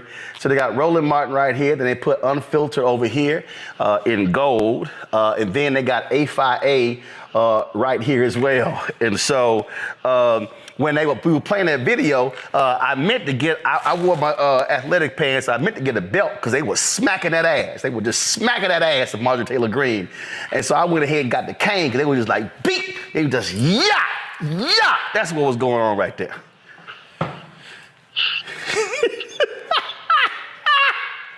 I told y'all, listen, I am creating a new segment on Roland Martin Unfiltered. It is going to be called, did Keenan have it ready yet, Kara? Damn, he ain't got it ready yet. Y'all, I'm announcing today, I'm creating a new segment on the show. It's called The Crockett Chronicles. It's called The Crockett Chronicles.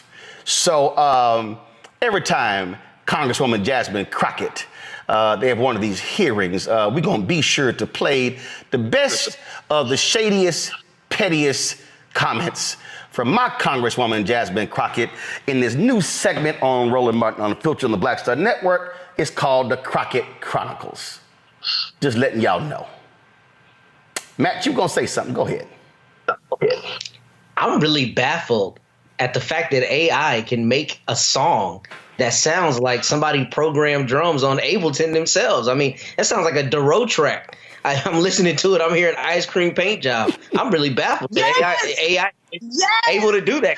You're going to tell me that somebody took it and they, people do this on Instagram, social media. Somebody took it, popped it up, put drums under it. No, AI made that song. So we should have a conversation about AI and its capabilities. No, we did. That was last week's Tech Talk when Isaac Hayes III was on, and we talked about how that's how AI is. Yeah, my man Keenan threw that together, and it turned out. Run it back! Bad Bill frame. Bleach Blonde Butch, better shut your trap, ain't got no game. Bleach Blonde Butch, bad Bill shame. Whole lot of frontin', all in my lane. Bleach Blonde Butch, bad Bill frame. Bleach Blonde Butch, better shut your trap, ain't got no game. There you go. Now that's when Congresswoman Crockett gonna say, "Coma, give me my theme music." It's funny because one of my IG friends, his name is King Wallonius. He's the creator of BBL Drizzy. He just came out with a Bleach Blonde song as well. So I'm looking. Hold up. What's his handle? King Wallonius. He's the one who created King Wallonius. How the hell is spell Wallonius? WILONIUS. Ain't that like that's no regular ass spelling, Kelly? No, I was trying to think it out. I'm trying to think it through. I can't King write Wallonius. First of all, it's got 2 L's. it does? Okay. Yeah, it got 2 L's. Okay. So Metro Boomin took his song, sampled it, and that's the BBL Drizzy song that everybody's hearing right now. Right. You said he came out with one of Bleach Blonde? Yes. My mom just sent it to me. Boom! Y'all, pull up the audio of my iPad.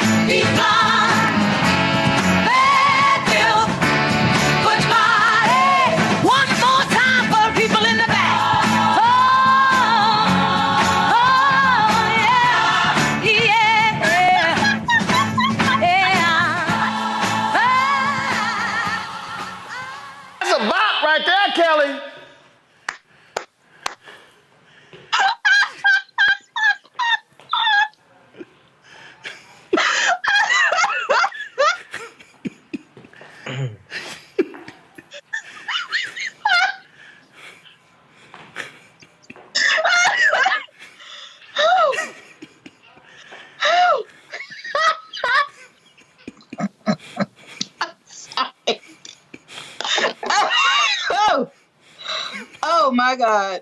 You all right? I'm great. I'm great. That was wonderful. That was great. Shout out to King Wallonius. Yeah, King Wallonius. That's a bop right there.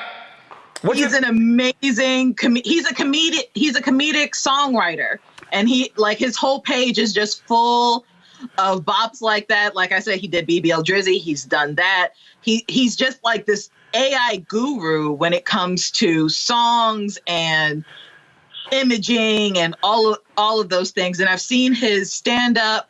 He's come out to the DMV area for stand up stuff, and I mean, just incredible talent. And I'm excited that his page has been blowing up since the Drake Kendrick Lamar thing. I hope this takes him to the next level as well, because he deserves. He's really good. He's really good. Hey, Michael, that sounds like a Motown song right there. Yeah, it does. I was just looking at the 2022 midterm election results while we were listening to this music, and looking at Marjorie Taylor Greene. She won by her district. I think she got like 61% of the vote, something like that, 65% of the vote. So even I think she's in a pretty red district. Yeah, she's in a heavily gerrymandered district. Remember, she ran against the brother who was the veteran, right? And her opponent this time is another brother. We had him on the show. So another brother who's running against her. But again, Republicans have the gerrymandered of these districts. But I think the smart play for Democrats is to mock her silly ass at every turn, because she is truly the second dumbest member of Congress behind Lauren Boebert. And Lauren Boebert on recount, she won, if I remember correctly, by something like 546 votes. Yeah, so trust me, she's scared. That's why she's running in a neighboring district, because she was gonna get a behind the kick. Matt, real quick, final comment, Matt. Well, first, I was really impressed by how authentic that horn section was for Motown. So that's what I was listening to. But my final comment on it is we should not allow this. These are lawmakers who have the fates of our lives in their hands with a lot of the bills that they pass. They should not be able to shirk that duty for political points, and that's what we're seeing. And my 4-year-old is showing me his tablet. So that's the end of my comment. All right. All right, I'm going to go to a quick break. We'll be right back. Roland Martin Unfiltered on the Black Star Network, the home of the, bad built, Bleach Blonde, Butch Body, something like that. Y'all know what it is. Matter of fact, you know what? We're going to play that song again before we go to the break. All right, I'll be back in a moment. Bad bill frame, Bleach Blonde Butch, better shut your trap, ain't got no game. Bleach Blonde Butch, bad bill shame, whole lot of frontin', all in my lane. Bleach Blonde Butch, bad bill frame, Bleach Blonde Butch. I wanted the people of Baltimore to hear it from me. I have done nothing wrong. But I see that what you are trying to do is destroy this black woman for doing her job. I have heard your calls for no justice, no peace. However, your peace is sincerely needed as I work to deliver justice on behalf of Freddie Gray. Maryland was a force to be reckoned with. I was assuming this was all because of Freddie Gray, but it actually is much deeper than that. Baltimore's top prosecutor, a woman named Marilyn Mosby, was indicted yesterday in the Eastern District of Maryland for perjury. Couldn't help but think about Donald Trump. This is what you got to deal with when you are a black woman fighting for just causes in America. Yeah, but just taking on the police, period. She's stepping on their toes. They want to cross her out of the system so she can't stand up for the preacher. Reached in the pool and grabbed me and pulled me out. Imagine if this were you. You would want people to stand in your corner. I lost my car. I lost my job. I lost my marriage. And I almost lost my mind for a little while. There's so much right now, Lord, and I'm just saying, why are you putting all of this on me? I'm about to break.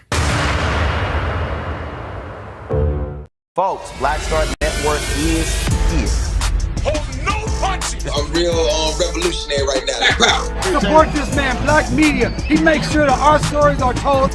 Thank you for being the voice of Black America, Roland. Stay black. I love y'all. All momentum we have now, we have to keep this going. The video looks phenomenal. See, this difference between Black Star Network and Black-owned media and something like CNN. You can't be Black-owned media and be scared. It's time to be smart. Bring your eyeballs home. You dig?